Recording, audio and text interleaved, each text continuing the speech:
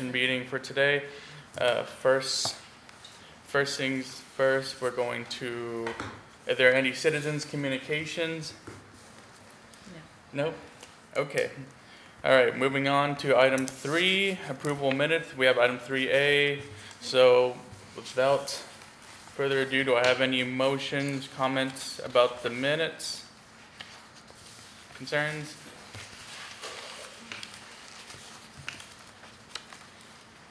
Can I have a motion or any motion from anyone?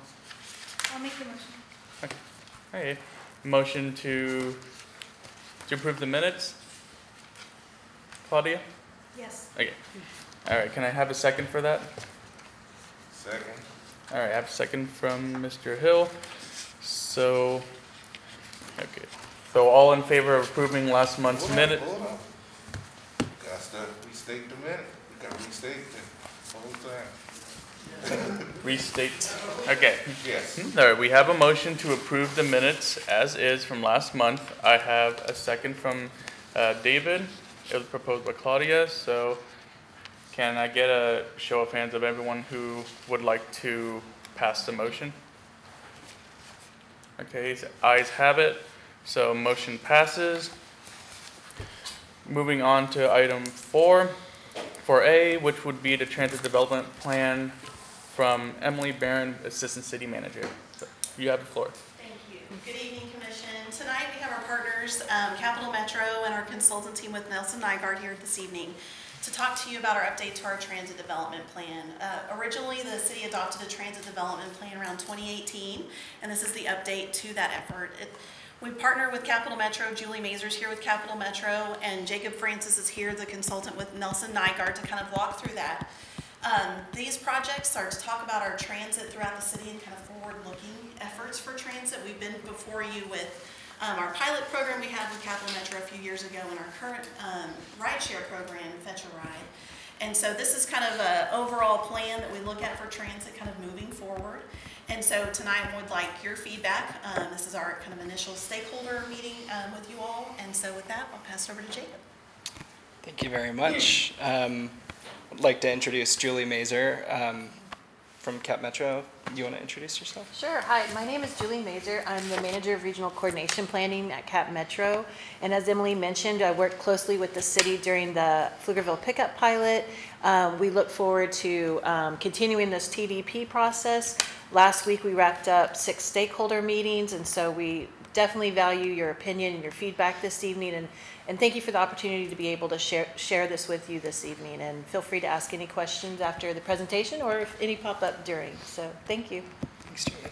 My name is Jake Francis. I'm a consultant. I work for a firm called Nelson Nygaard. We do transportation planning and engineering. I'm also a resident of the region. I live in Austin. I've lived here for about 4 years.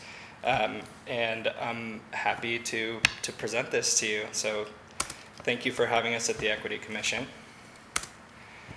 So what is Pflugerville Connect? It's something that happens, as was mentioned by Emily, that happens every 3 to 5 years. It's an investigation by the city itself to really take a deep dive into how the need for transit is evolving within the city. Within the study, there's a couple different data points that we really dive into. We look at how population is growing, employment is growing within the city, land use and travel patterns are changing and what those trends look like. And at the end, also community participation is a vital component. As Julie mentioned, we spent the last week doing 6 meetings with stakeholders within the city. So there's stakeholder groups in business owners, community partners, as well as city agencies, and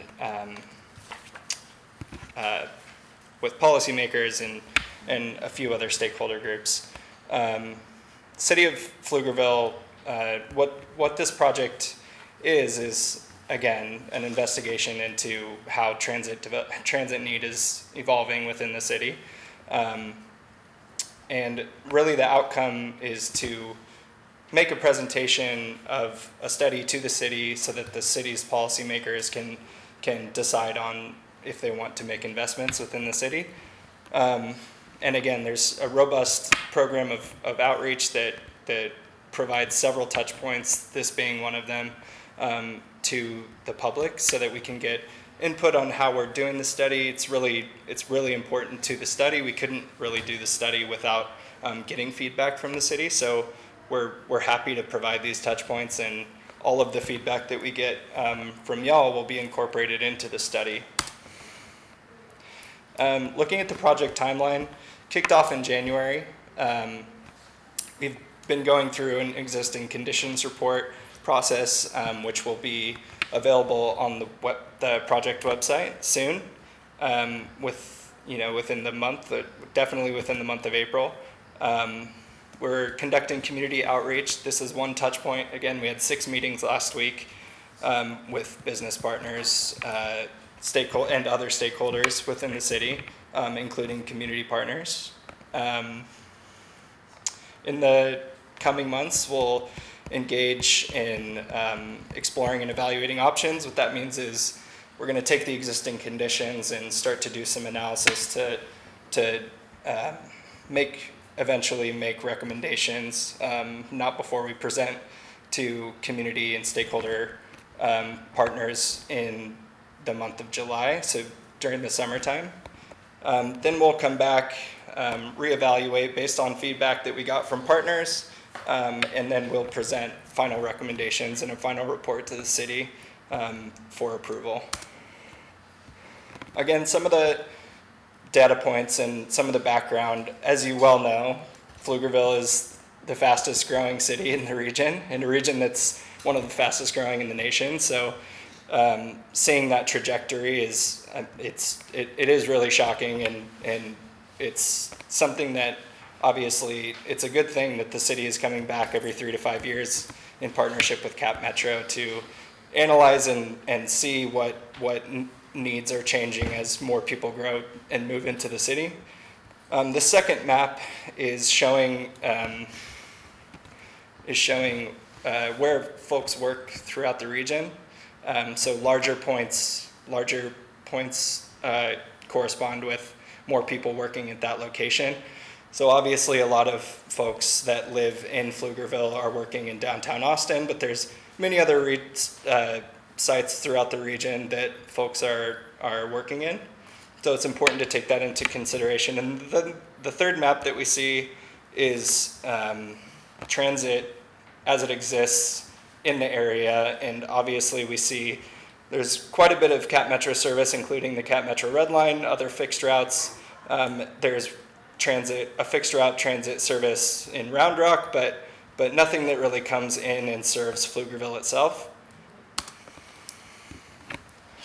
So looking at what some of the potential outcomes of the study and goals that we're discovering, having done the existing conditions report, we really want to see and investigate the possibility of turning Pflugerville into an age-in-place community. So making sure that folks, as they get older, are still able to live in the houses that they currently live in and are provided services,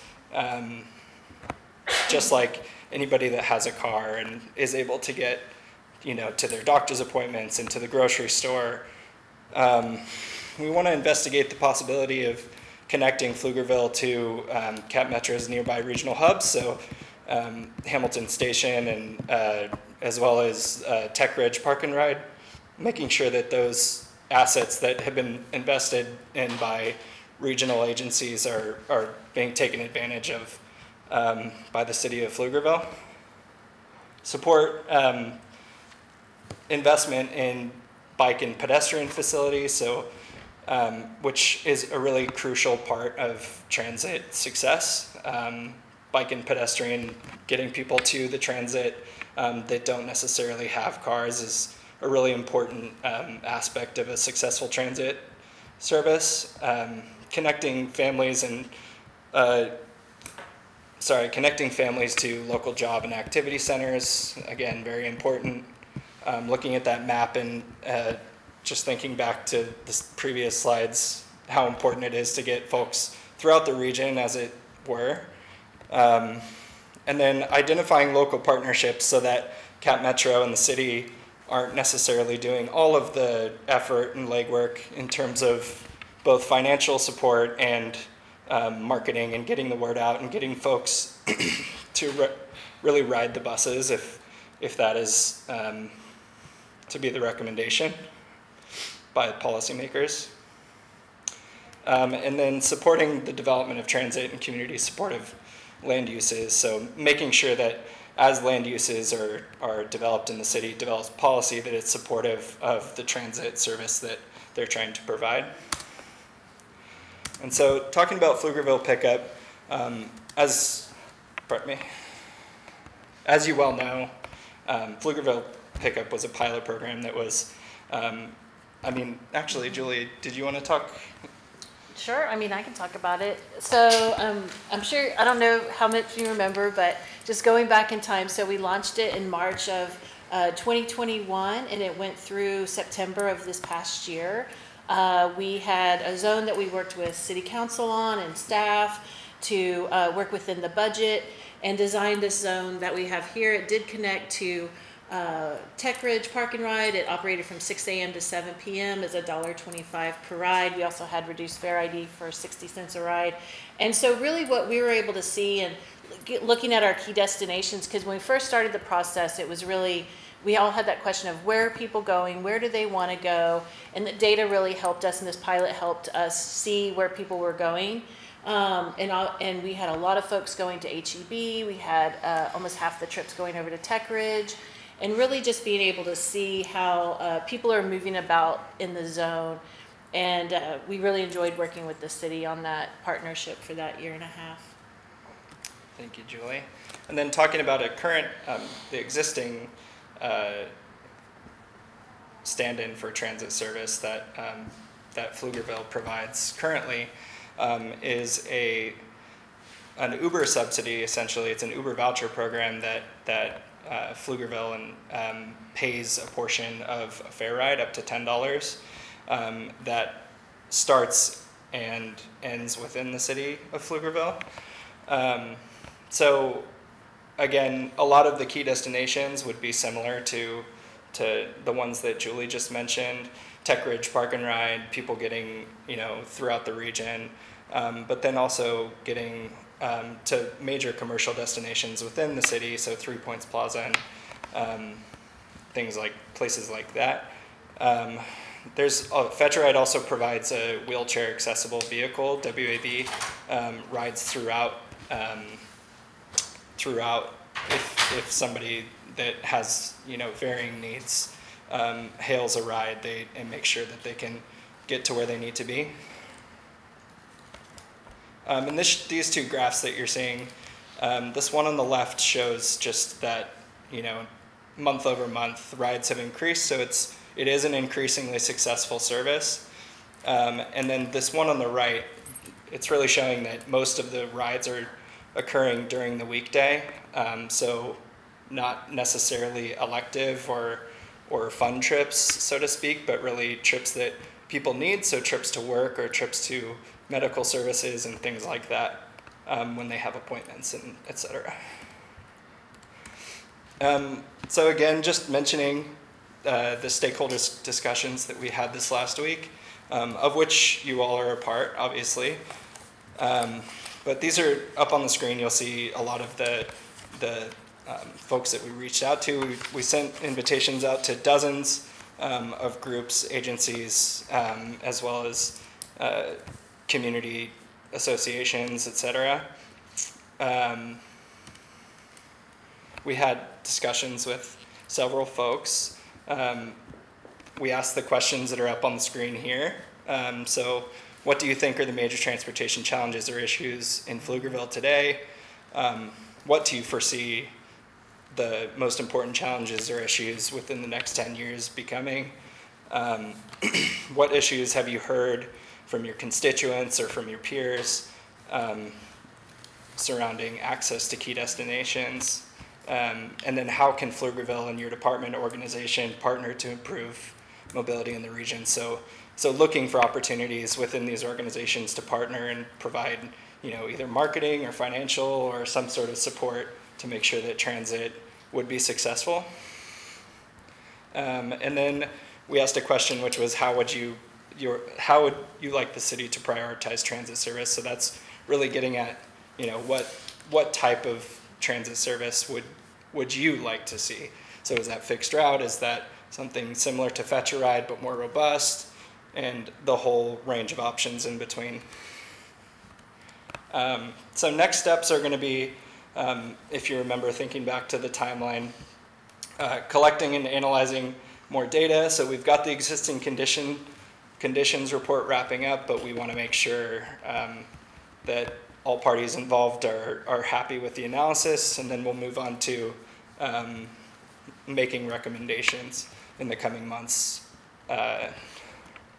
And we'll reach out again to stakeholders, potentially come back to an equity commission meeting, present those recommendations, get feedback, and then go back to make those edits as we see in the comments that we see. We're also having a pop-up outreach at the Slice of Pflugerville event, which is on April 29th. So this slide here, just it's showing what, you can access our website, which is pflugervilleconnect.com, if you want to pull out your phones and scan the QR code or dial this in. We have lots of custom graphics. You're also able to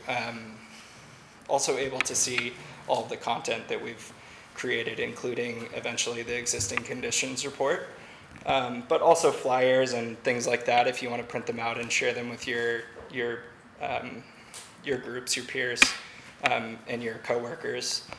Please feel free to do that. And just again, the Slice of Pflugerville event, which is happening April 29th, we will be present, Julie and I, so please come out and say hi. Do we have any questions? Happy to go back and revisit any slides if folks need me to. So you mentioned the number of, or the usage is going up per month. Like, yeah. Has data been, have we looked into kind of the breakdown of that data as, like, is it a recurring, like, are they recurring users? Are they new users? That's a great question. Yeah.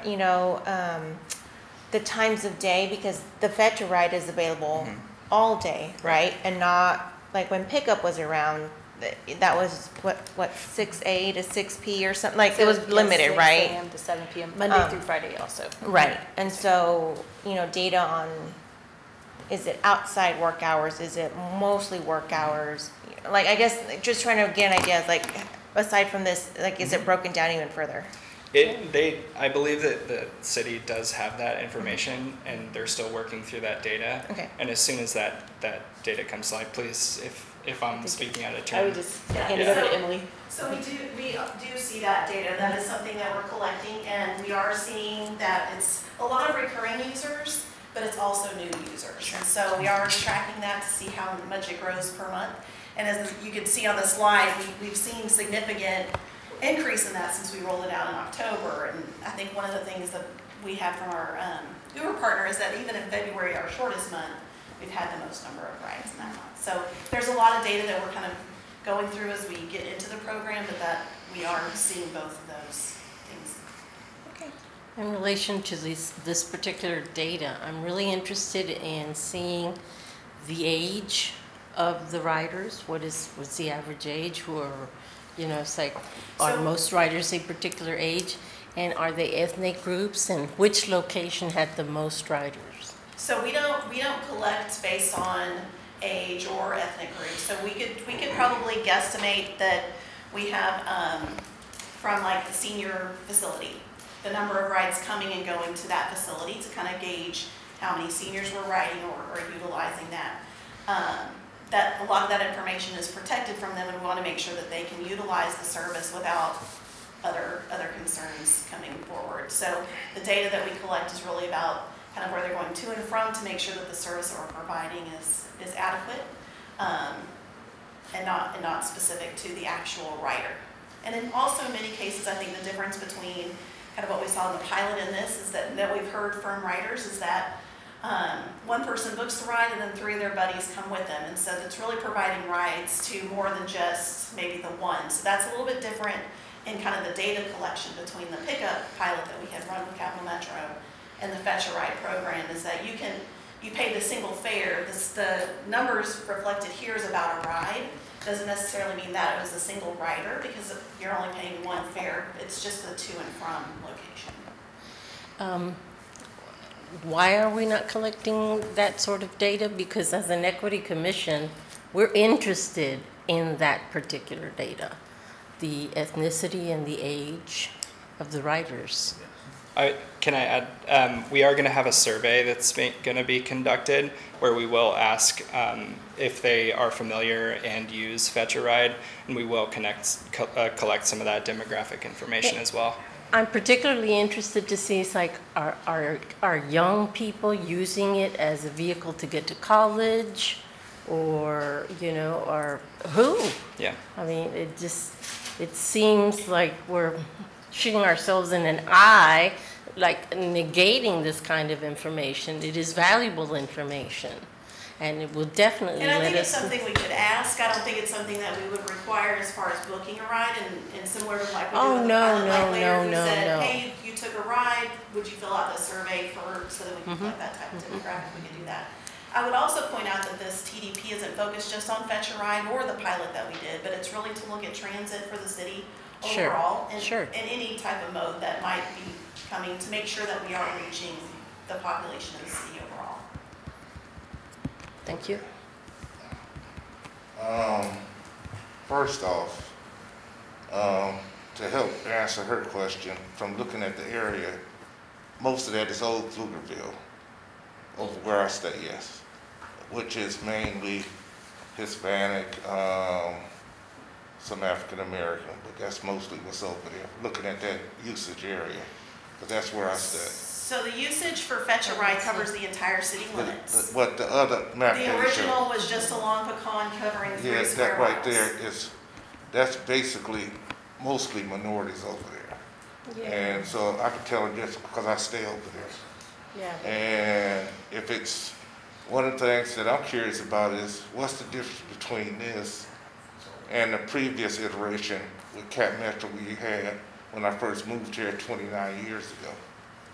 So around 2020, the city elected out of the Capital Metro service area. They, And so that half cent now goes to other services like economic development. they had, way before that, when I first moved here in 1995, Cap Metro was here and they stopped over at the HEB.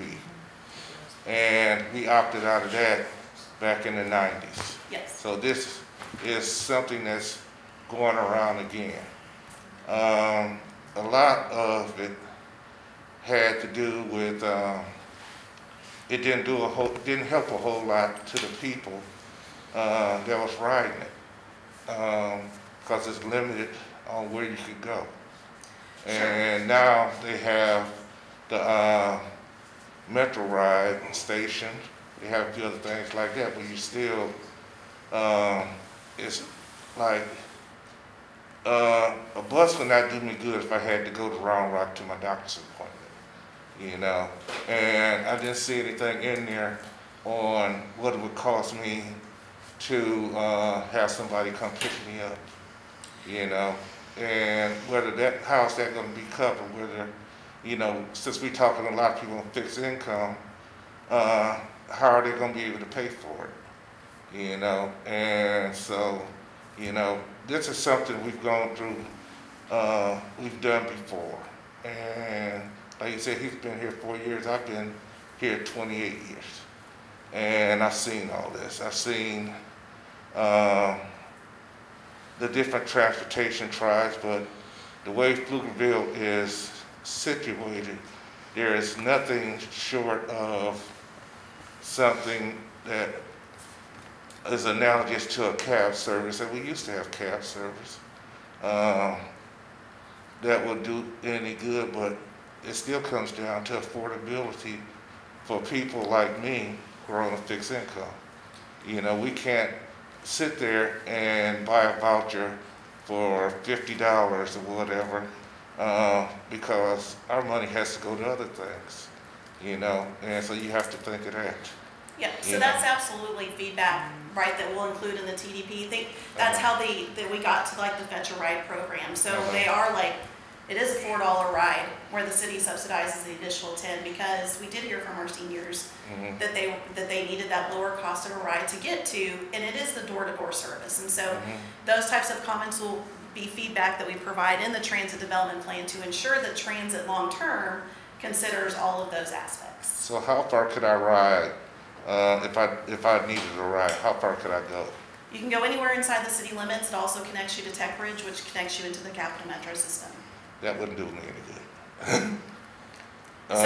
So in the feedback on the link that Jake provided is great feedback to provide so that we look at that long term. Yeah. When I was nominated and added to this board, I gave that feedback. That was one of the things. When we talked about transportation, and this still is the second, it doesn't help a lot of people. If I have to go somewhere that's not downtown, it's not gonna help me. You know, if I have to go to Round Rock to Seton Hart, where I gotta go next month, it's not gonna help me. You know, those are the things that, there's not a whole lot here in Pflugerville proper, other than going to the store, that people are gonna go. So there's not a great benefit to just going to the store and back, you know. So the comment would be then providing connections outside the city, not just a park and ride, would be beneficial. You have to make it where, for me, I call and have all my groceries delivered because I can't drive right now, not much. But for a lot of people, just going to HEB or back, they sometimes want to go other places, and many of those places are outside of Pflugerville proper. And so if you take them to Tech Ridge is not going to help them. You know, they don't want to be on a bus for 3 hours to get across town. You know, and you know, when I first moved to Texas, I had to catch 3 buses to get to work every day, and it took me an hour and a half. That, you know, that was a nightmare. Sure. So. Well, that's great. That's great feedback and something that we can consider in kind of the comments. Right. So I'm just saying, think about it more than just old people wanting to go to the store. Absolutely. You know, sure. They want to go other places. They want to be able to go out and enjoy stuff. They might want to go visit their friends, things like that. But most of my friends stay outside of Pflugerville. You know, I got one brother that stays here on the other side at 130, but short of that, everybody else, I wouldn't be able to go visit them using that. Okay. Claudia, did you Yeah, so 3 things. You answered my questions in your presentation, so thank you. That's pretty well thought out, I thought. Thank you. I was looking for for young people, and you address how to connect families to services, so I think that's super important, and thank you for including that.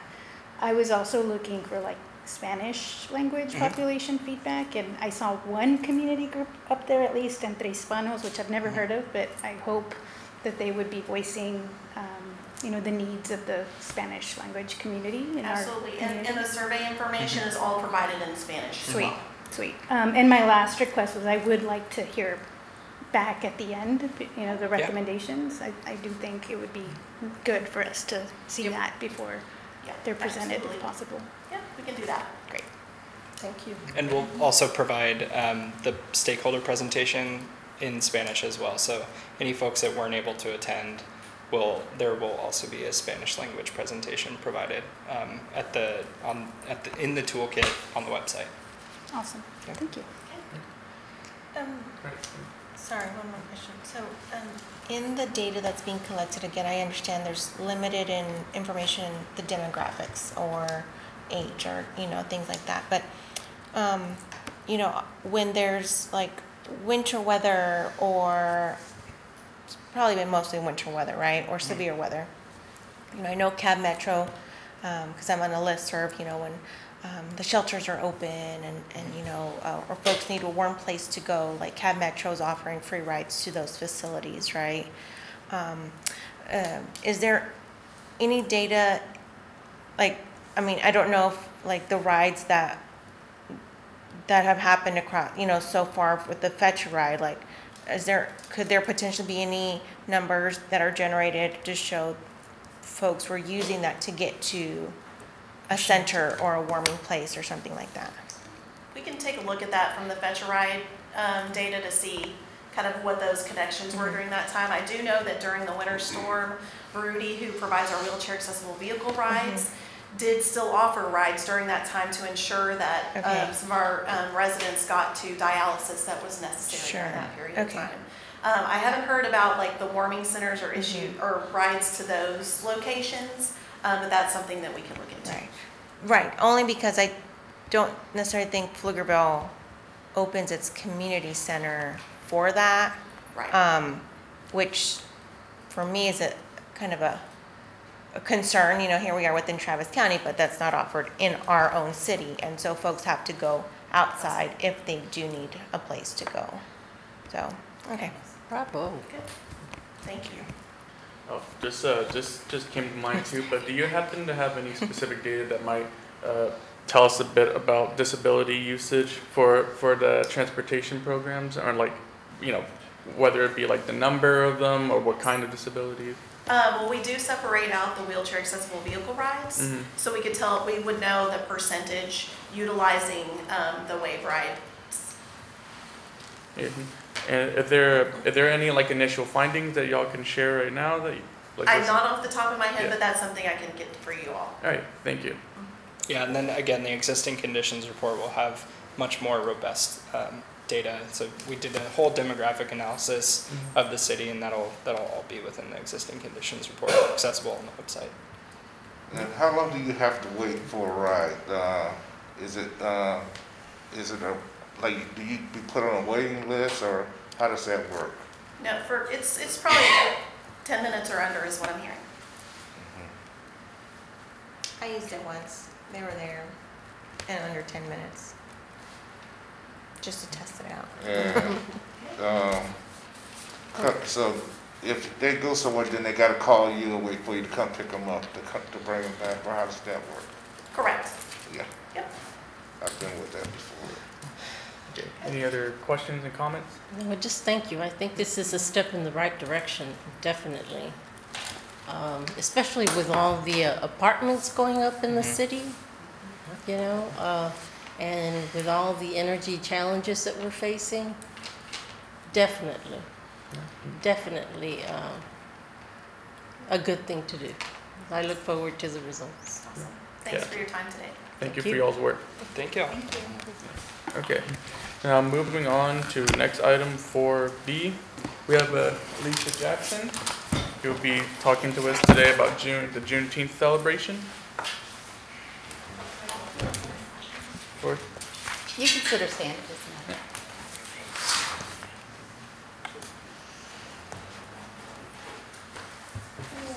Good evening, everyone. My name is Alicia Jackson, and I am president of Black Pflugerville. I was actually in on the last community session talking about Pflugerville Connect, and it was a really great conversation.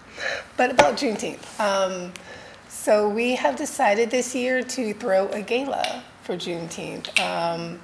We saw that Round Rock has their big, outdoor festival. Austin has the parade. I think Hutto has, everything is outside. And when we did have it outside last year, it was hot. It was very, very, very hot. So we were going to move it from the park that we had it at last year to Pfluger Park. But then we decided to just do something totally, totally different, because I don't think I've ever seen the Juneteenth Gala. And since it is going to be June 18th, it'll always be that Sunday, which is Father's Day. We thought it'd be a nice way for fathers, sons, and daughters and mothers to dress up to celebrate both Juneteenth and Father's Day. The tickets, it will be a non-ticketed event. It will be free. We are going to be having it at the Marriott It's going to be an open buffet, so people can come. There'll be a DJ. It'll be a really, really nice community, family-oriented gala, or gala, however you choose to pronounce it. Oh, that sounds awesome. We are hoping to have a silent auction with goods donated by our vendors. We will have a couple vendors that will be able to be along the walls. We will have a kids table like every family reunion does. You kick the kids to the kids table where we will have arts and crafts for them, because I know they might get a little restless at a gala since it's not outside and there's not going to be the kids corner like we did last year. There'll be a dance floor, like I said, DJ, performers, just an all-around nice way to close out Juneteenth weekend. You know, if you can go to Austin and on Friday to be in the parade, go to Round Rock on Saturday to go to whatever big, huge concert they're going through, and then you can come to Pflugerville to a gala. And so we want to be known for the Juneteenth Gala. That's what we're going to start building our Juneteenth identity on. And hopefully, I know right now we're doing it under Black Pflugerville, but our intent is to create a totally different Juneteenth 501(c) so that we have the capacity and the manpower to work on it all year round and not interfere with any of the Black Pflugerville other events that we have planned. So did you say that you are selling tickets or no? We are not. It's free? Mm-hmm.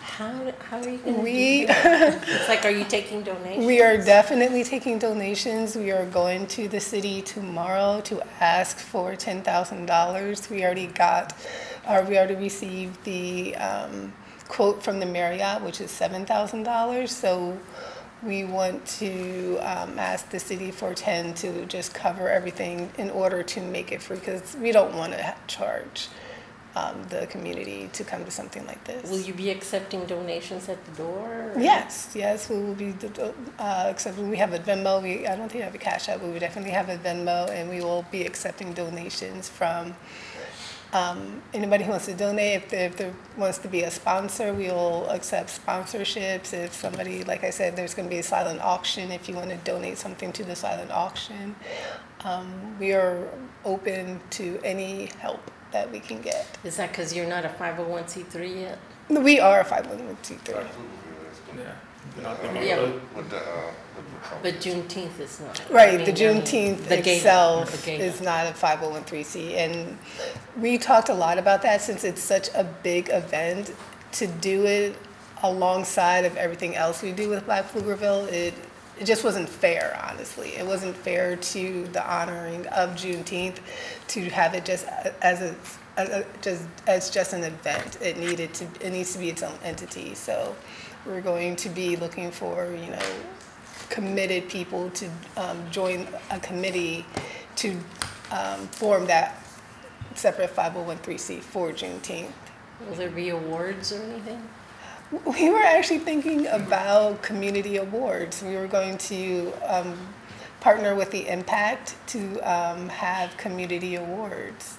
That was definitely on the agenda, yes. Definitely bring people in. Yeah, yes, sir. One of the things, I'm familiar with Black Pflugerville, but the situation that I always see is getting the word out of what's happening. This is a great thing, but how do you plan to get the word out to people so they know about it? Like I said, I know about it, but most of the people I know don't know about Black Pflugerville. And it's a matter of most of the other things. We're trying to do a lot of things here, but Pflugerville has no way of getting the word out to the population as to what's going on. Now that a whole lot of people go to Pflugerville's website or Travis County's website or anything. So there has to be some way to start trying to get the word out? Have y'all planned on how to let people know what's going on? Yes, another ask we're going to ask the city is for an over the city banner. I know they can stay up for 7 days, so if we ask for one, they can put it up, June 11th, and it'll come down June 18th. Last year, we just dropped off flyers. I went to every establishment that I thought that I could and just dropped off flyers and handed off flyers. This year, we have a PFISD parent liaison, and she has ties to the PFISD network. And since it is Father's Day and we are very committed to ensuring that everybody knows it is a family fun event, having her speak to the kids in her schools will help spread the word as well. As part of it, will you be doing like something that I'm passionate about, given the history of Juneteenth and all of the things that come with it, it's not, for a lot of people, young people, it's just a time to party. They don't know their history of what brought Juneteenth here. So are y'all gonna have a section where y'all can try and educate people to what Juneteenth is really about? We can definitely have a section about the history of Juneteenth, because we already have the information about a historic Pflugerville, by Pflugerville, and so we can add it to that section. Yes, trivia. And this is Miss Simone Pollard. She is our, thank you. She is our event coordinator. So what kind of, since you're already on the spot, don't mean to put you on the spot right now, but I'm interested in what kinds of things are you currently looking at with the school district in regards to, I'm assuming you're trying to get, of course, the youth involved with this too. So what kind of conversations are being had with that right now? Well, I'm apparently a liaison with the Pflugerville Independent School District, and all the parent liaisons are linked together. So when one does something, we advertise with the other. So obviously this is going to be in the summer. So my goal is to try to market it before summer hits, so that the parent liaisons can let their families know before they leave school, hey, this is taking place, and try to have them be a part of the event, because we do have sections that are just going to be just geared towards children. So we want to make sure that we have that presence, and it is also a good way to get the word out. Kids are wonderful advertising agents. So if we make things appealing to the kids, then they'll want to tell their parents, make sure that I'm a participant in this. So that's what we're trying to do. You should recruit a kid to make a TikTok for you. There you go. Just a thought. We were thinking about having a little cocktail hour. We were calling it like cocktail and Kool-Aid. Like mocktail? For kids. A mocktail, yeah. Mocktails and Kool-Aid. Poster contest. No, poster contest. Yeah. Just whatever kind of activities we can think of to get the kids motivated to want to participate. So we're definitely going to try to do that. We'll have activities on the tables, because we're literally going to have a kids section where all the kids sit kind of together and have their own little area to do activities of their own. Because no kid is just going to sit there and eat. So do you happen to know of any other programming that y'all are considering as well? Just any that are like solid, or rather anything that's set in stone yet? For Juneteenth or for the gala, I guess. Do we have any? I know we are searching for a DJ. There's going to be live entertainment. The vendors will be staged around the wall. We're doing awards, community business awards. All of those things are set in stone. Is there anything that you are currently considering that maybe one of us could possibly help you with? What are y'all's talents? If you know what you good at. Yeah, what's your talent? I'm sure, because there's always a need, and if I know what you guys offer, I'm sure, yes, we can definitely use your help. We are always looking for volunteers for Yes. for anything. And if you know somebody who would like to be part of the Juneteenth, like 501(c) itself, please reach out so that we can start putting that together as soon as possible in order to have the full 365 days to plan for next year. A grant writer would be good. Anybody? Get in line.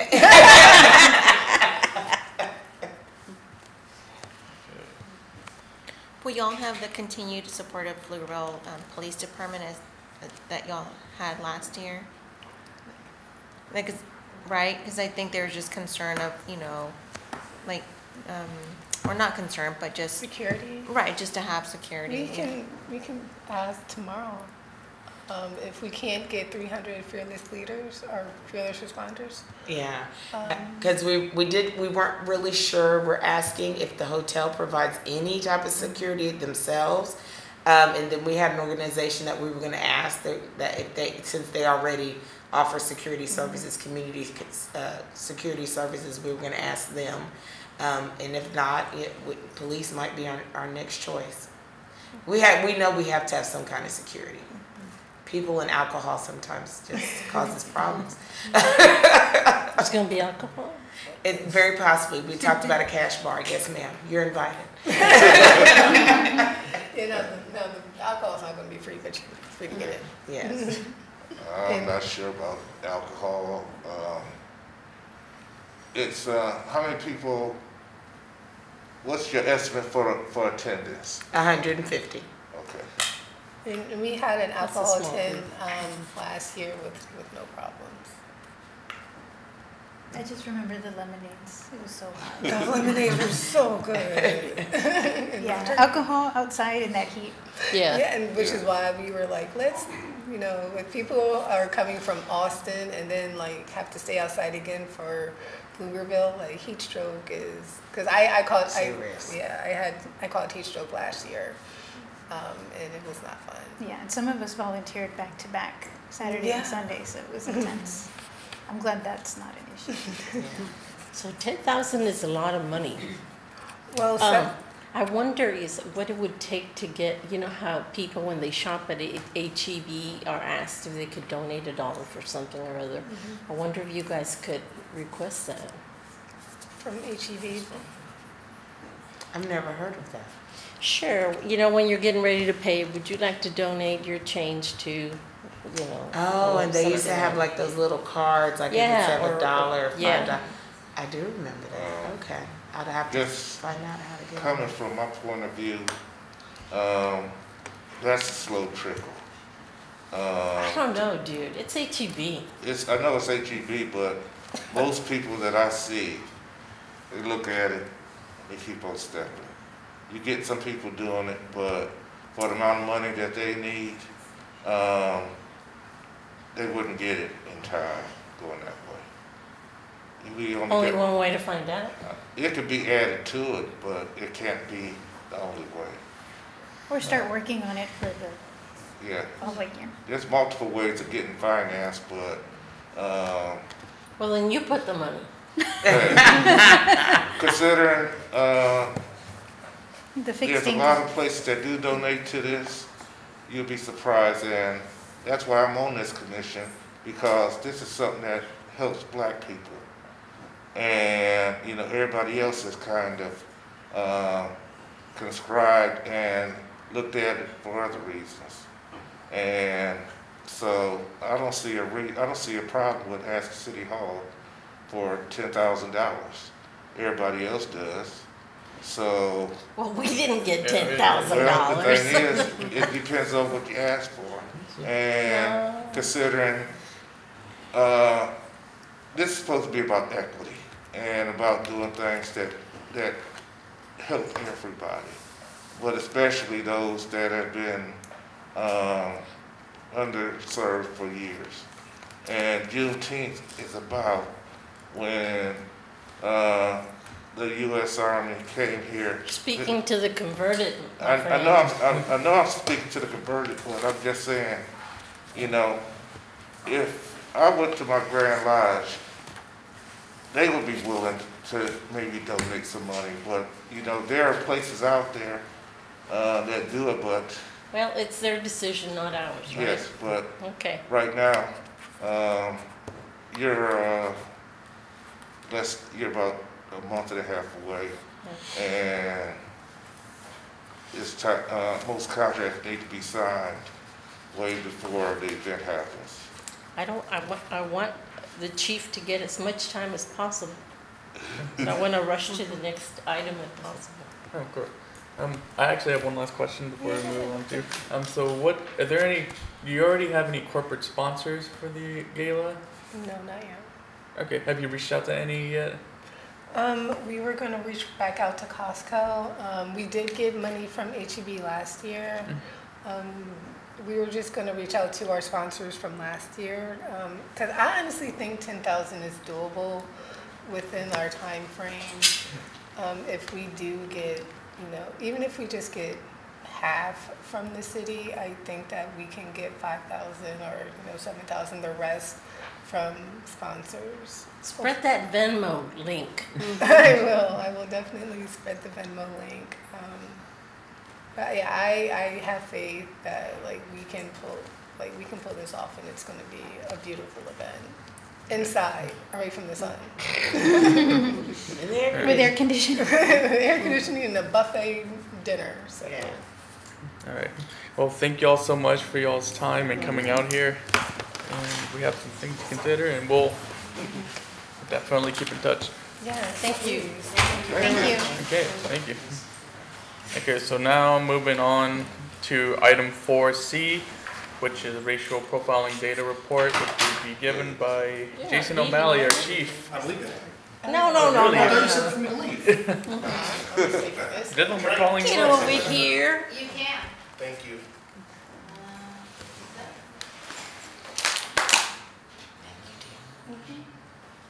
Ma'am. Okay, 2022. I was just about to ask about that. Okay. Good evening. How's everyone doing? Daisy, you made it. You said you weren't coming today. I did say, You told you Kiva must that. have forgotten. Oh, okay. Hello, I'm Jason O'Malley. I know most of you. That's Makiba Lewis. He's one of our patrol commanders. How you going? He's here. He wanted to come and be my bodyguard. So I'm going to kind of flip through this, but this presentation was already given to City Council. Every year we present to City Council at our February meeting, and so it was presented at that time with City Council by Dr. Eric Fritsch. Dr. Eric Fritsch is an expert in Texas on racial profiling. He works for the University of North Texas, and that is who we use to compile all of our stats. So, no. You gotta point it at the, maybe it's not close enough.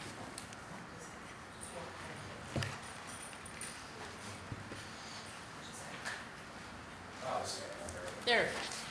There. Might as well stay there, right?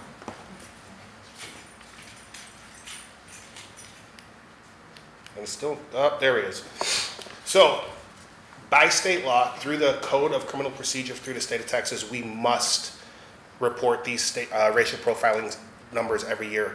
We also must have a policy prohibiting racial profiling. We must offer each of our officers training on racial profiling, and we must have a complaint process along with public education. So that is something that we do every year. We are in compliance. So this firm, so the firm that I was talking about, Justice Research Consultants, Dr. Fritsch, his firm comes in and he goes over all of our policies, all of our procedures. He looks at all of our data and he says, hey, are you in compliance with the Code of Criminal Procedure? Yes, we are. And then all of that information gets dumped into TCOL, which is the Texas Commission on Law Enforcement, get dumped into their website for upload. So that's how everyone knows that everyone in the state or police department is compliant. Last year, we made a total of 7,537 traffic stops, and then there you have your breakdown. Of course, you can see, our Alaska and Native American total is the lowest. Our Asian is actually up. Victor, we're getting there. We're coming up. I got a ticket last night. Like Leadfoot. So then we take it a step further. So here, and I'm going to go here first, and then I'm going to go back. Disproportionality and the problem of base rates. When the state legislature put this into effect and says, hey, every agency must compile their numbers and submit them, they didn't know what to compare that number to. So they said, hey, you're going to compare this to your city's population. The problem with that is the driving public does not match the city's population does not match the driving public. So if you look at it from Pflugerville's point of view, we have Amazon. We have probably the biggest Amazon warehouse in the world here in Pflugerville. All of those workers don't live in Pflugerville, but yet they traverse our roads every day. We have 130 that runs through our city. Same, right? People from all over the place. 685, Dessau, Pecan, all of those. So when they tell us that we have to compare it to our population, and I'll go back. Here's where we are. Here's where we are, right? So if you look at the city population, 40% white, county population, 47%, and this is just an example, but our total number of stops on white is 33%. And then go across the board. Hispanic, it kind of, we hit that mark. Asian, we hit the mark. But on our black motorist, you can see that the number of stops is higher than it is for our city population. Again, doesn't make sense because that's not the driving public. So, but this is the only thing that we have to compare it to. So that's why it's flawed, and the state legislature knows that, and there are some of the state senators and state representatives right now that are working to change it. They don't know what to change it to, though. That's the problem. They don't know what do you compare it to. It's a moving because target. right, there's no way. So I don't know what they're going to do at this point, but so the other big thing is it's rare that a Pflugerville police officer to know the driver's race or ethnicity before the stop. Reason being is our guys are out running radar, tinted windows, it's hot. So less than 1%, 0.81% of the time does our officer know who or what is driving that vehicle. Here's our stop outcome from our written warnings to our citations and then our arrest. We're pretty consistent across the board. When I say consistent, the numbers, when we're looking at these percentages, we're looking at any big gaps, right? We're looking at where there's, as an example, white motorists would be, 74%, black motorists at 30%. That's what we're looking for, but we're pretty consistent across the board. And when we get to this next one, so here's our searches, right? So what really matters is a couple things. One is your hit rate. What your hit rate is when an officer says, I'm searching a car for probable cause, how often do they find contraband on that driver? We have a hit rate across the board of roughly 60% across all races, okay? So that means that our officers, A, are doing their job. They're not out there pulling people out of their car or searching cars for no reason. If your hit rate was out of whack, so again, if our hit rate for our black motorists was low, so say our hit rate for black motorists was at 20%, but our hit rate for whites was 50%. We have that big disparity, and we know that our officers are pulling over black motorists and searching them and not finding anything, right? So with our hit rate being pretty consistent across the board, there's a couple other things that we do at the police department that's not required by the state law. One, every month our patrol sergeants review body cam, and they do random video audits of our officers, and we average about 100 audits, right, Kiba? About 100? We average about 100 video reviews, and so what the sergeants are doing is they're pulling random videos of traffic stops on calls for service at your house, whatever it may be, and they're looking to say, hey, are they treating the public right? Is anyone out there racially profiling? Is their training up to par? So we do that, and then also on top of that, we also search for everyone who does a probable cause stop. So I want to know if Makiba Lewis is only pulling over white drivers, or is Jason O'Malley only pulling over Hispanic drivers? And so we're also able to look at that and see who's saying I'm doing a probable cause search, what are they finding, and what's the race? And we also go through that data every month. We go through it with our admin lieutenant, and then we also go through it as well. So that's just another layer on top of what's actually required by the state. Nice. And that was quick. You left at that 90%? That's pretty impressive. I'm sorry? That 90% is pretty impressive. Yes. It's actually sad that you got that much drugs. But, you know, that's the environment we're in. Yes. I guess two questions that come to mind. Are there any recommendations or conclusions aside from reporting of the raw data given by the person who studies it, or it's just stats? There's no. No, it's just stats, and that's why we do those. We have those 2 extra steps in the PD of looking at our probable cause searches and who's doing them and on who, and then the video review. So no, we just want to make sure that, I mean, here in Pflugerville, and I've said this since I started here, the public here deserves better. And we know that we have a very good relationship, our police department does, with the city. So that's the reason why we do. So no, there's no recommendations because our numbers are pretty consistent.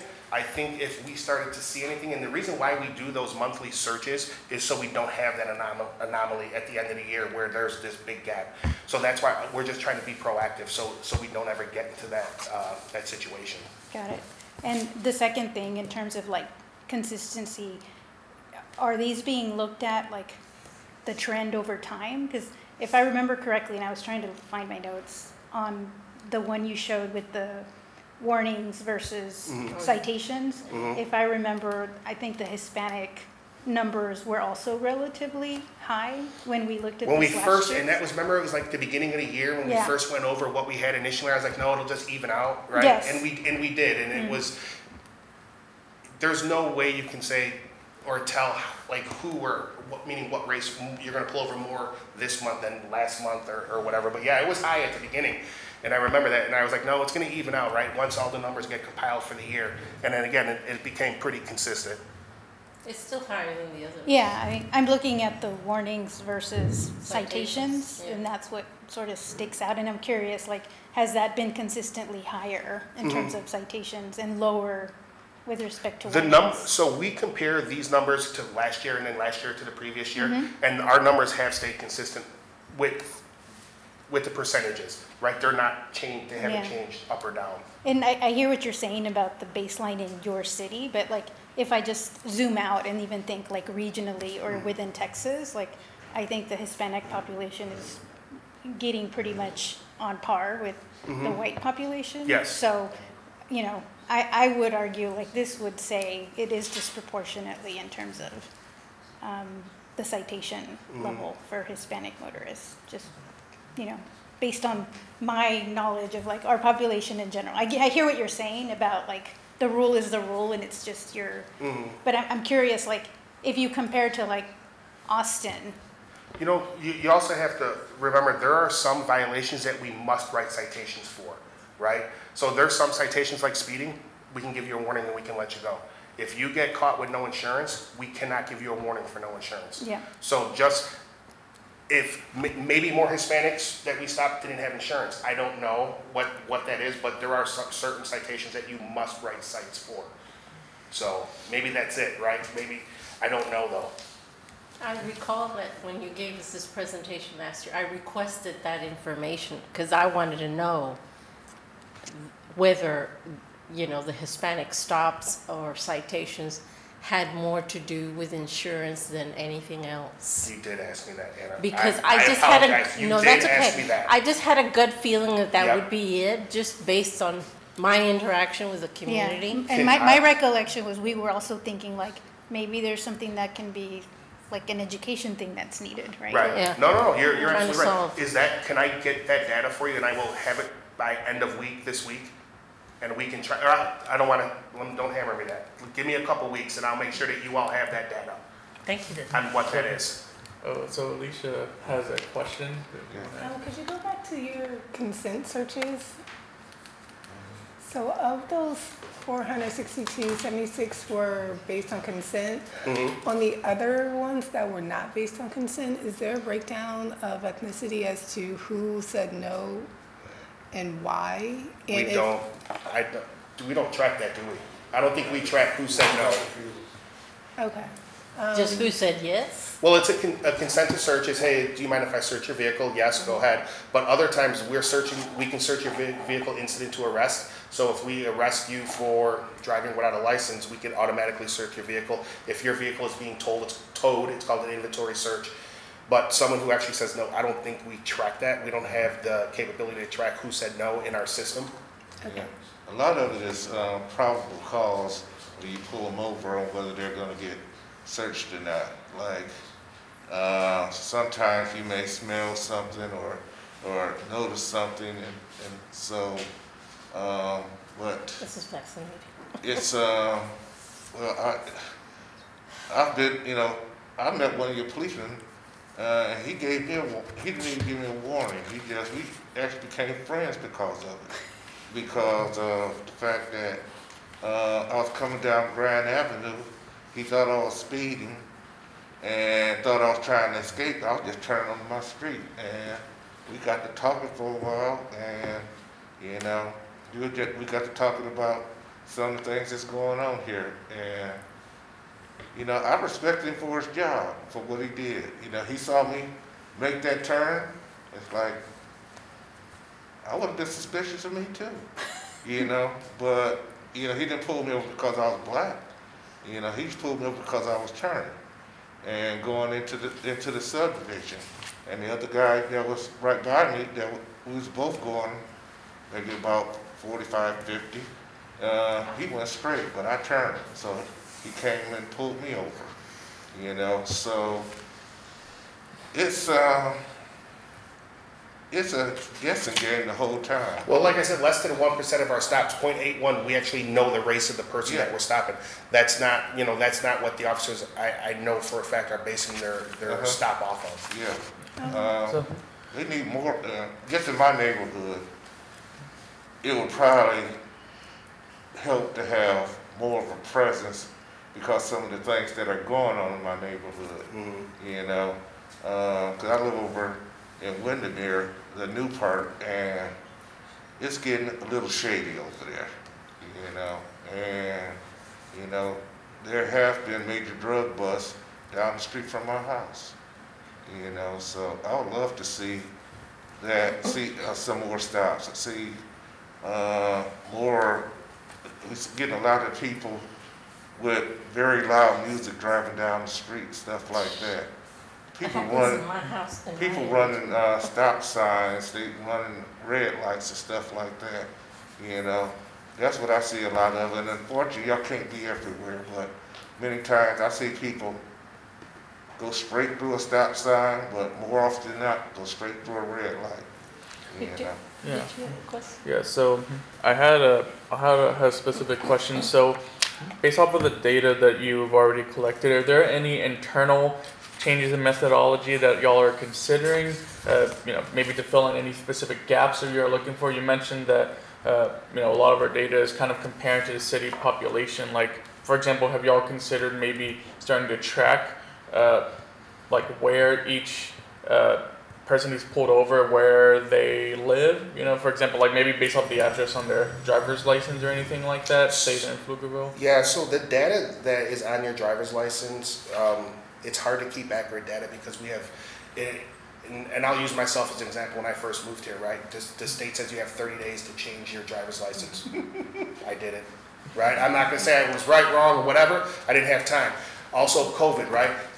I have a 16-year-old son who was 16. We can't get into the DMV to get his license, right? Like 6 months if you're lucky. Can't get it now. Right. So my point is, there are so many people that move here that don't change and put their proper address on their driver's license, and there's also people who do live here that don't really care about changing their driver's license address and whatnot.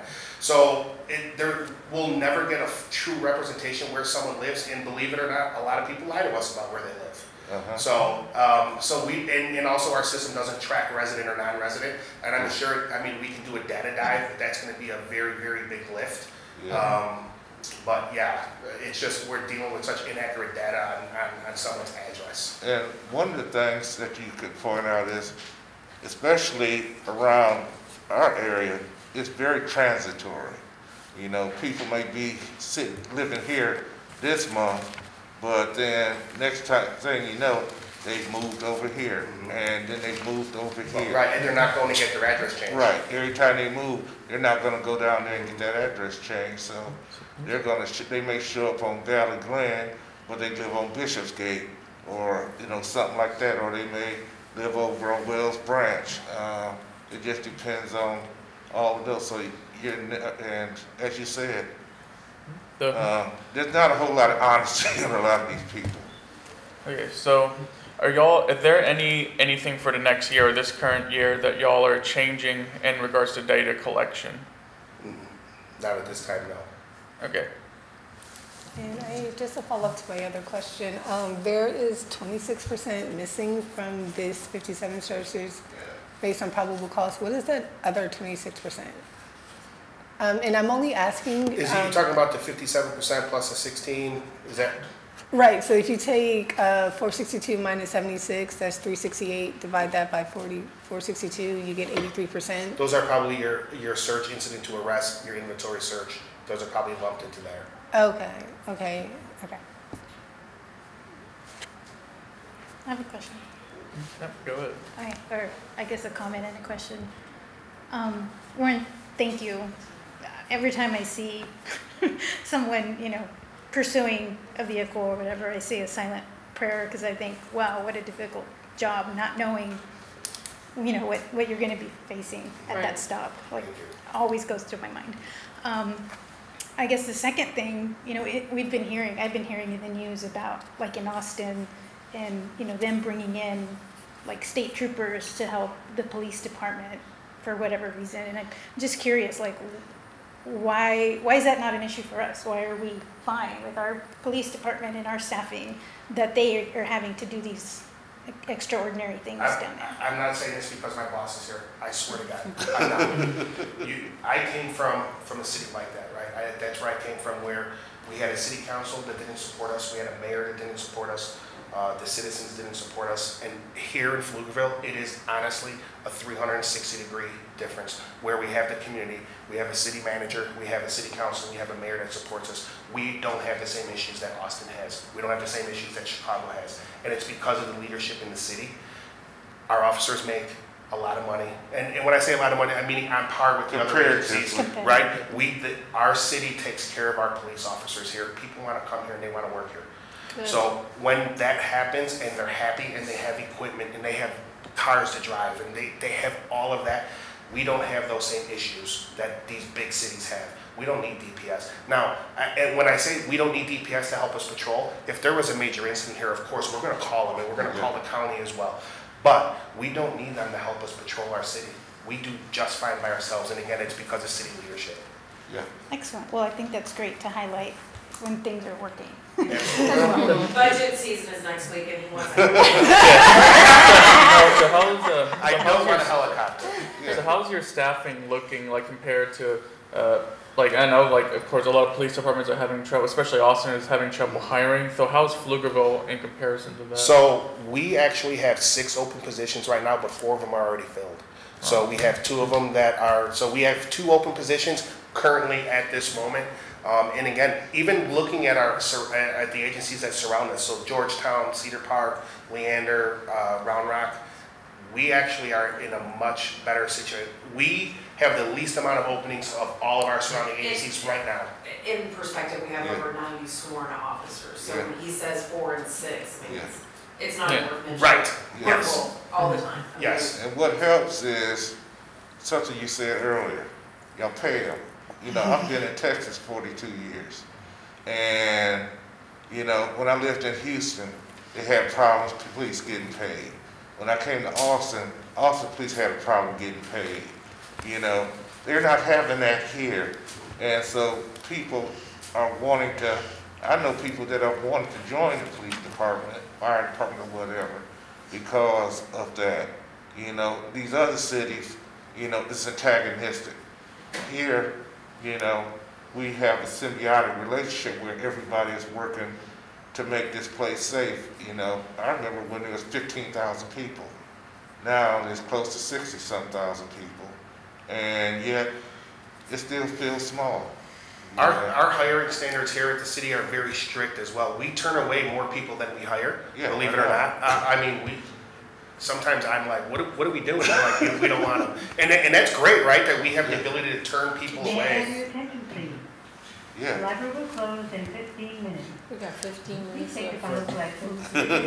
So what I have the reasons, key. Check out after close. so what reasons would you turn an applicant away for? Previous Please call now. previous drug history, previous criminal history. Sometimes when they go through the boards, their hiring boards are also with a member of our command staff all the way down through to a police officer, and they're looking for fit, and they want to make sure that that person fits our family that we have here, and if they don't fit, we turn them away.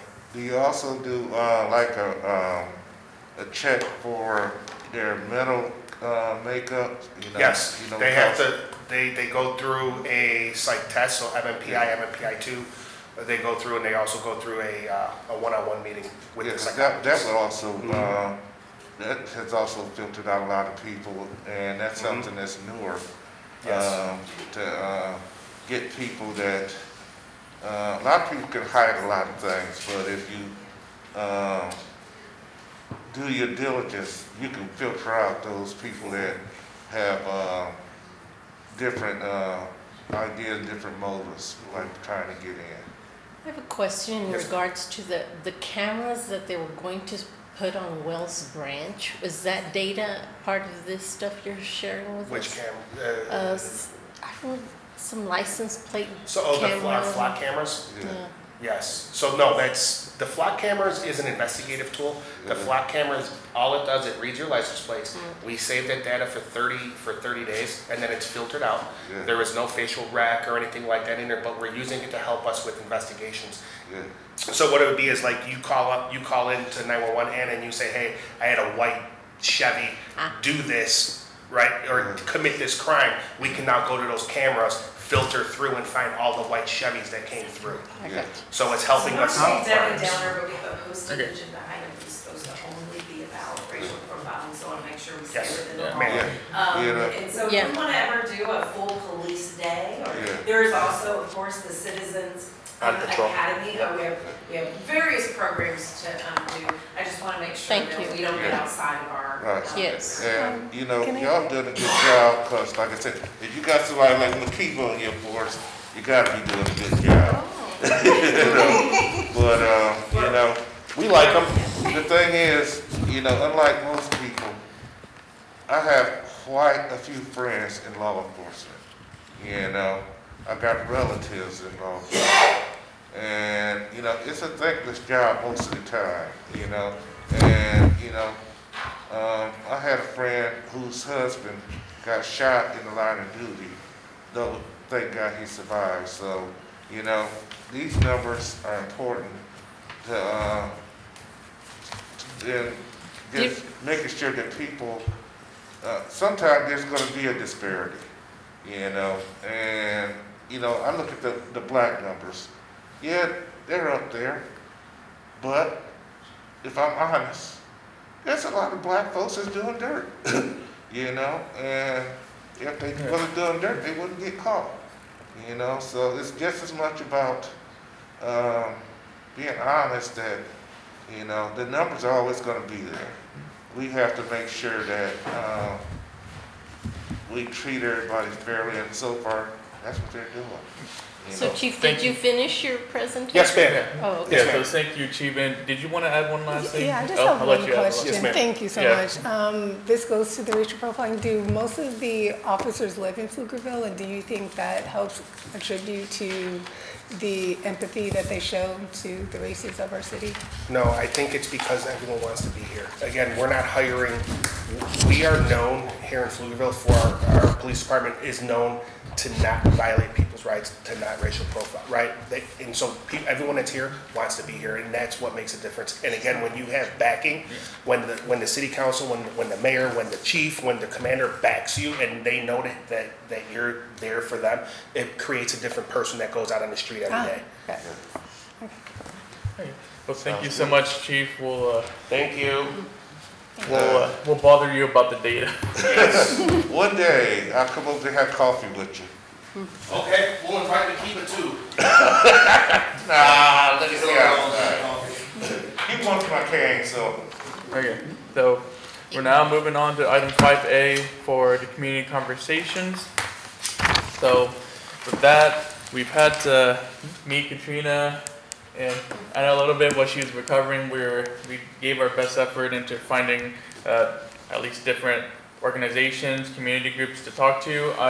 I've talked to Alicia about possibly having one for Black Pflugerville, ideally next month, and so we're kind of just ironing out the date for that. I also have Pflugerville Pride, but they said that they would have us at July.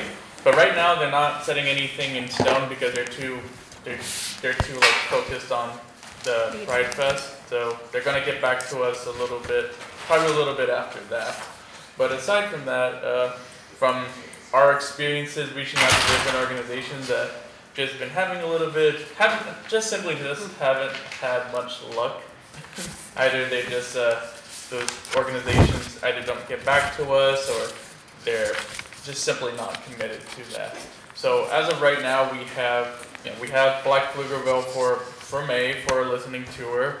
We have July for possible Pflugerville Pride, and for June, as of right now we don't have anything for June, but I've been in contact with local food banks in the area. I was hoping that we could possibly come, to one of their food drives and listen to, local citizens talk about food insecurity and, how we as a commission can help them. But I haven't had anything set in stone for that. So for now, we only have 2 leads.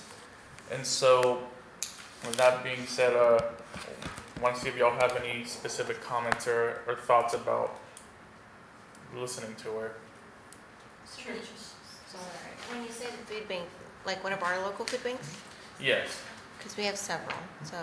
Yeah, I'm specifically talking to Saffron Trust right now, or Stacy Fletcher. She's out there pretty much every single day, but we're, kind of working out on how we can make that logistically work.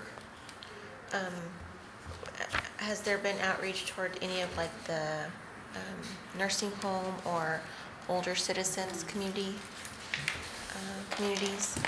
I don't think. Well, I didn't contact them specifically. I reached out to a few ethnic groups around the community. I haven't really had much luck from them. And of course, we have Black Pflugerville. One thing that I haven't really gotten back from is I've also reached out to a few local or at least a ethnic chamber of commerces as well, so we can hear from them. But again, like just out of the work that we've done, these are the only 2 that we have at this time. So when you say that you've reached out to Black Pflugerville and Pride as groups, does that mean that you found a date, a time, a location, or you're just asking that those groups participate in the listening tour? Yeah, so the Black Pflugerville said that they would want to do May, but we don't have any exact dates for that. Just for May in general. And for Pflugerville Pride especially, they said they would be, I don't know, again, like I don't want to say like they're like committed, but they said they would want to do July, but it's just that right now they're too focused on the actual festival, so they can't exactly give us a concrete date for that. So I guess what I'm asking is, what do you mean by they want to do it? Like they want to host it? They want to... So they would be interested in hosting it, and then like we would come to their meetings and just listen. So one thing, what I handed you today is, you can see it highlighted, is that April used to be a listening session month. And we pushed that back because last meeting we decided not to talk about the listening tour. With that now leaves you with 4 months. And so I urge that we solidify dates and times and locations, because if we have to post those online on our website. If we need to make sure that we have staff available, at least 1 staff member, we have to identify what staff member, make sure that staff member is available and that they can attend. But also that gives us enough time with our communications team to outline any social posts, outline any flyers, any other type of marketing that we would do for such an event. Additionally, you would have to identify as the commission who your facilitator is for each of those events within your commission. And so if we have May somewhat figured out, you know, that you want Black Pflugerville to host it, a date and a time and location is really essential, but also June, July, and August, having those outlined so that the community knows if they can't make it to May, that July, June, August are an option, but that also it's not just the Black Pflugerville group that's attending, but that the community knows that they can attend as well. The library is. So would pop-up outreach events just not be ideal? That would be, since this was a listening tour adopted by the Equity Commission as an event, that would be a decision the Equity Commission would have to make. I didn't know if they had to be in a specific format versus just like an outreach kind of at a festival or something.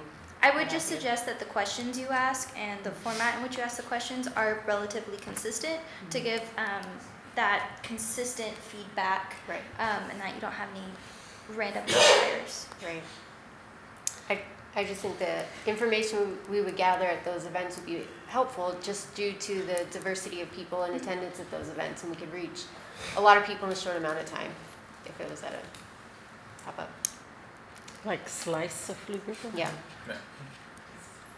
So when we're gathering, like you would suggest we have like a table, just a simple table at any of these specific events like festivals? That would be hard. If you were to solidify it down to a couple of, not like gearing it in a certain way that there's only 3 questions, but just to really keep the conversation centered and saying we are looking at this particular question with this demographic, and we could at least understand, you know, portions of things, but it wouldn't be the conversation at that point. It's more of a survey. So. Yeah. And I thought we had talked about that. I could be confusing it with something else, but I could have swore we kind of talked through that as like people just want to get to the fun, right? And they're not going to want to talk to us. And I think that's where we kind of ruled that out. Not that it's a bad idea, but we kind of thought it through and figured we wouldn't get that much of a hit. Yeah. Okay. So for now, it looks like we have, you know, we still have a few dates. I can definitely reach out back to Black Pflugerville and Pflugerville Pride to get a more concrete date and location. But for now, we have, you know, we have June open and then August as well. So are there any suggestions of what we can do to fill in those gaps? Sorry, I was thinking about, we were shown some of the stakeholders that the transportation folks were looking at. I wonder if there's some groups we could target from that list. That's what I was thinking. I was thinking of approaching the local Catholic church to find the service that has the most Hispanics and then have them be a host. I can probably work on that. I'm already doing that tomorrow. You okay? Okay. You got enough on your plate? I do. I know. So offering one here at the library where, because I hear y'all reaching out to specific groups, right? So what happens if we miss a particular culture or ethnic group? You know what I mean? Like, I think, and hosting one here at the library. Can we? Would be, I think, would allow for more of a general population, I suppose. Neutral location. I don't know. Yeah, like a But catch-all. at this point, my urgency is getting feedback. Right. So it's like, we can't bring them here, let's go to where they are. So one of the things I wanted to do was maybe look at different HOAs, neighborhoods, communities where there's more, you know, diversity within a neighborhood. The problem is getting follow-up. I'm not getting follow-up from anybody. So I've reached out. I've said, even at the worst case scenario, this is your HOA meeting. Can I at least pitch my discussion, see if your members, if this is something your community would be interested in? And I've heard no. So I need a different approach. And I was really shocked at the amount of no's I've gotten. Yeah. Well, most HOAs have lost their power. My HOA, I've known the people on it. I used to work with the president, and they're really, in the last few years, the quality of things the HOA has been doing in our neighborhood has gone to zero. Yeah, we still got to pay them. So I hear that you're hearing a lot of no's, so a great opportunity is then to create an opportunity for yes. So I understand wanting to go to people, but sometimes you just have to create that opportunity for them to say, yes, I'll go to that, instead of saying, can I go to you?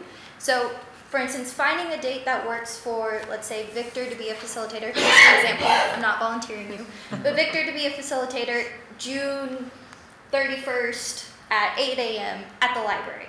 Then that gives us the opportunity to advertise that out and let the community know, hey, we're doing a listening tour, come join us, let's chat, let us hear your feedback. So then they can say, you know what, yes, I want to go to that. And if we start off with that, it might get that traction where the HOAs or the community groups that you are reaching out to that maybe aren't quite sure right now, you can say, look, we did it at the library, we had success, we had 20 people show up. I think it would work well if we go to your community. So if you can just find a date, a time that works for your schedules, identify a facilitator. We'll have a staff member there to be a scribe, to take down the notes and document what's being said. Then we can then show that to those groups. As this is an Equity Commission task, we would want you to be the facilitator and to identify that date and time. The library might be an option. You could have. Why don't we just say that that's a jumping off starting place? Yeah. So suggestion that I have that we can consider is that for June, for example, we can host, maybe June and August, we can host at the library, and for June, we can throw out some open invites to different HOA, to all the HOA boards, tell them, we're having a listening tour specifically for y'all, and leave that as an open invitation to them. And then for August, we can leave that as one that we host, but leave that as a general, a general listening to discussion for whoever wants to come by, whoever wasn't able to make it to the other two or the other three that we're looking at. One thing about doing it in June, July, and August is summer is our busy time. So you may be limited to the day that you could pick. It may need to be on a Friday or a Sunday. Is it also possible if we can consider having it either, if anything, on the same day as one of our meetings too, or like maybe either before or after? Okay, so that's something. That's another thing that we. You would want to consider individuals who are parents, who are students, who are retirees, if they would be able to attend at that time. If you have it after one of your Equity Commission meetings, it might be too late for some people. It's going to be late for a lot of people. And because it's in the middle of the week on a Wednesday, just something to keep in mind as you find a date and a time. Is there an option to do also virtually for people, like a live stream of some sort where you could take in live questions that for people that can't come in person? So one of the considerations with the listening tours is that you just get more natural conversation in person than you do virtually. I can say when we did PF 101 in the past virtually, it just that conversation didn't flow as naturally. So you don't get as well, like in addition to not strictly virtual. I'm just saying if I had something I wanted to say and there was no way that I could make it down to the location, I still want my voice to be heard, and I just don't want to eliminate any. Well, perhaps we can have them allow, or we can allow written submissions. It would probably be, more of a hybrid where you could have, the in-person, but you could have a camera there with people that can't make it, and then they can submit a question, to a moderator who could then, or whatever, do it that way. That is a way where you could get more people. You have people that's in the crowd, but then you have people that, like me, I'm not going to be able to get to the next one. I don't know when I'm going to be able to walk away. So that's the only way I'm going to be able to do a lot of stuff is virtually. So, and there's a lot of people like me that have a hard time getting around, or, I don't drive at night, there's things like that. So all organizations I work with, I tell them to try and balance it out and do a hybrid. You know, people in the audience, but also people online that can ask questions, and you get both of them that way. Is it too soon to schedule something for May for the library as just like for Black Pflugerville and just a general conversation? It's going to depend on what day, what time, and how many people you're expecting. Yeah, this is a small library, so there's not a whole lot of room to meet. So, Yeah, our rooms get booked pretty quickly. this room is small for us, so trying to get I'm a crowd looking in at the here would calendar be now. a little bit difficult. Where does Black Pflugerville meet? That's a question. I don't know off the top of my head, but but that's something that I'll have to check in with Alicia, because at least the idea was that we would go to one of their meetings, wherever they're holding that, and then we would listen in to them speak, along with their members and their board members. Yeah, they have a website, so. See, I like that idea, taking it to them. First, I don't know if Victor told you guys, but I apologize. I missed the meeting last month. I had surgery and then all kinds of complications with medications. And I dropped the ball. So I'm sorry, but I'm ready to pick it up and kick somebody's ass, whoever wants to volunteer. You know, it's like, I don't care. Let's see. They're on Twitter, they're on Facebook. Anyway. The Impact. Yeah, so I'm already in contact with Alicia, so I'm just gonna check back on her, get us, a set date, and then same thing with Pflugerville Pride. And so for now, we can look at hosting here June and August. If that's something that would be fine with y'all. And specifically August, we can leave that for the last one to be a general listening session. So what I'm hearing right now is May, you're only going to invite Black Pflugerville, and it's only going to be at their meeting. So you're not going to advertise it to the rest of the community to attend a listening tour. Your first one's going to be exclusive to Black Pflugerville. Well, Can we meet after this or something and plan this out? No, yeah, we certainly can. Well, the So the idea go was on that to we the would next go item? to different community groups, and then hear from them directly about their how it's like to live in Pflugerville, being a member of that community, along with any issues that they face. So. Black Pflugerville doesn't have really location, it seems. Just by looking Meeting, at when's this. their next meeting? It doesn't have it here. They got. Is that, They have. is that okay with Facebook you page. if? They got.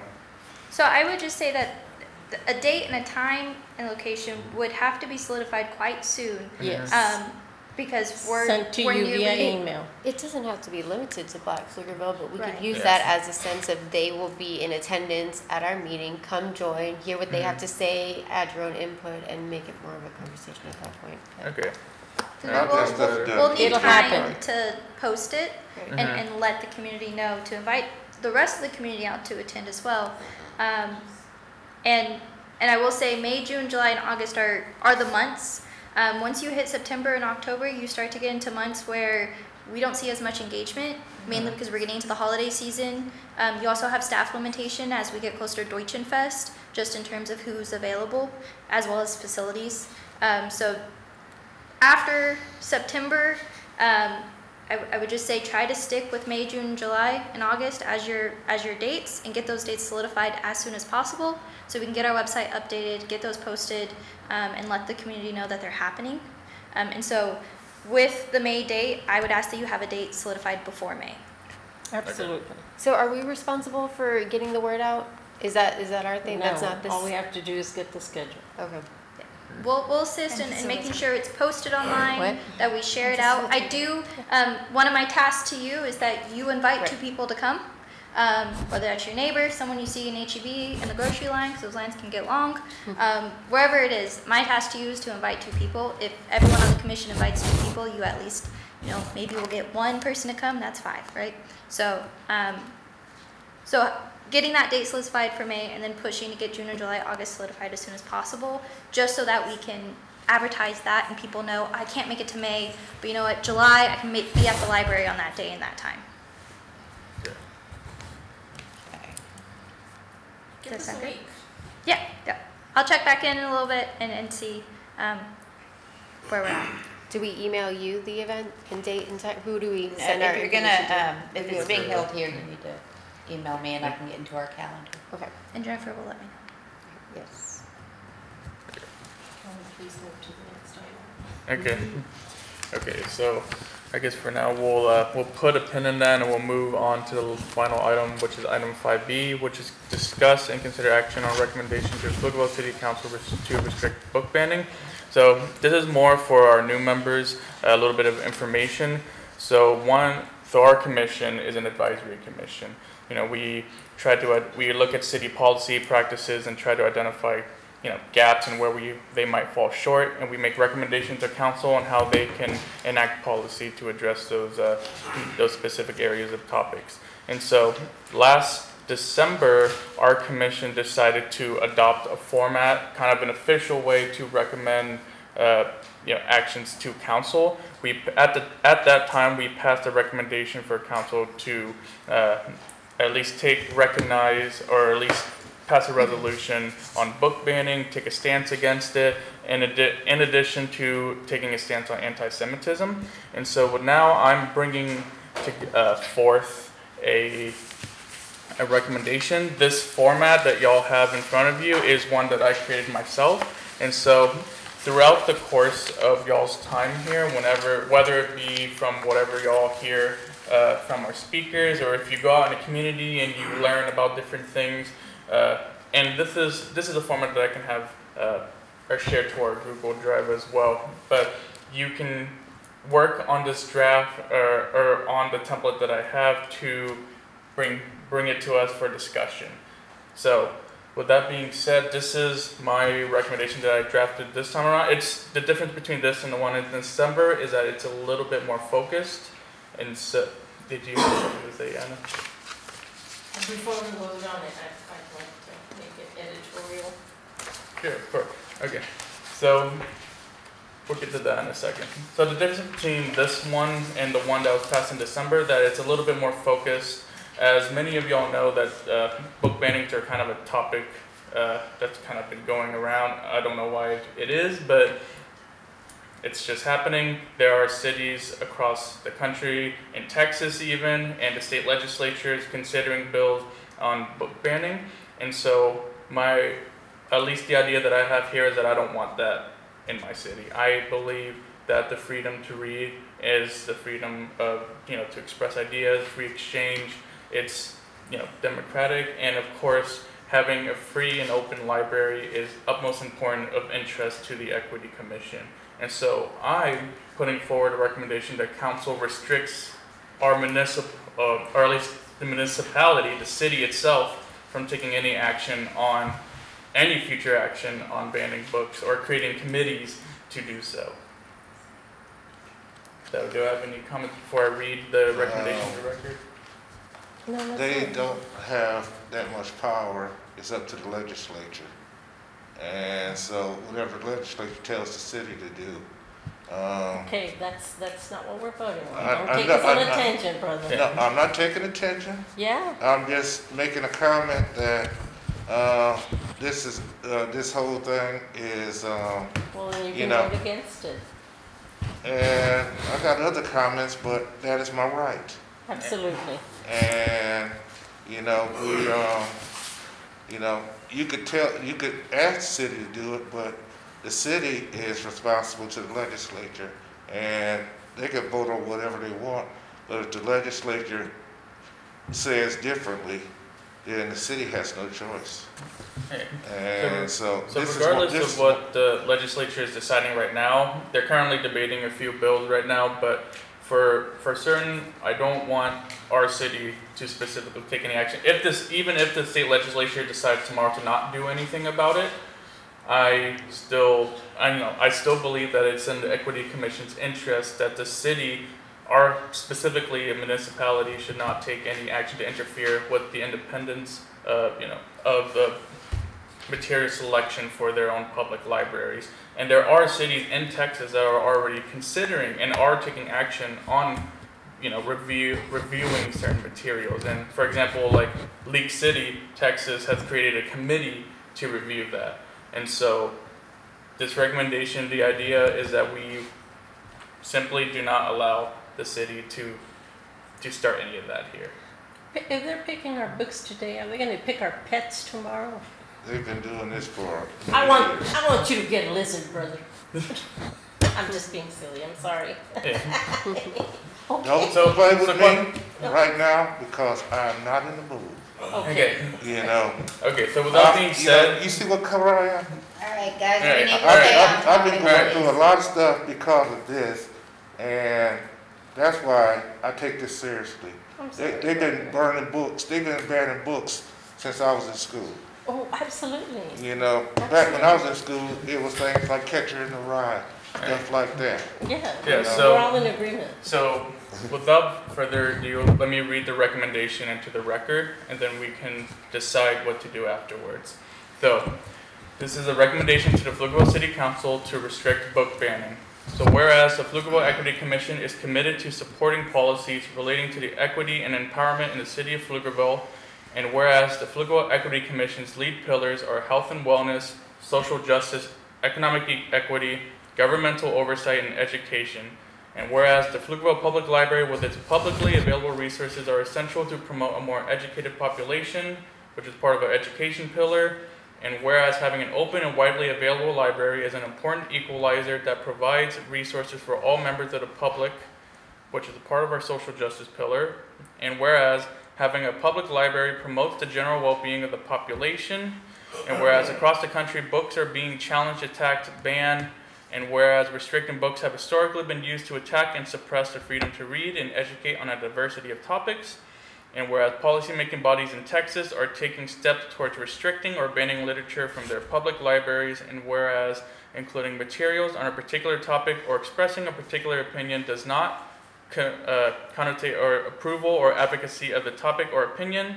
And whereas the Pflugerville Library has a material selection policy process that is fair, deliberate, equitable, and accessible to the public, now therefore be it recommended by the Equity Commission of the City of Pflugerville that the City Council of Pflugerville should take action to restrict its municipal body from taking any measures relating to the restriction, banning of books, or retribution of employees for not doing so.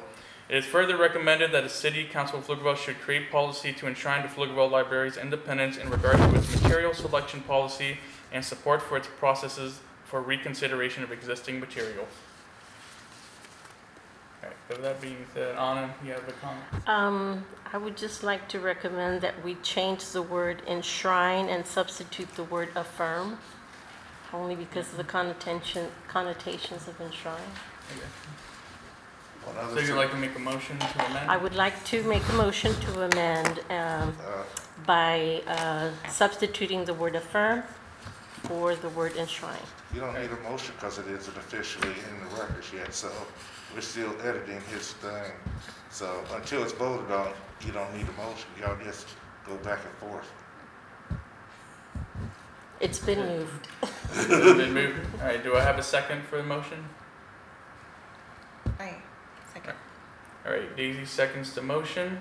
And so can I get a show of hands for the motion to amend the recommendation to change out the word enshrine for the word affirm? Can I get a show of hands for ayes? All in favor? All in favor? Okay, all opposed? Okay, so the ayes have it. So the word enshrine has been amended to include affirm. Do I have any other comments, questions, actions? So,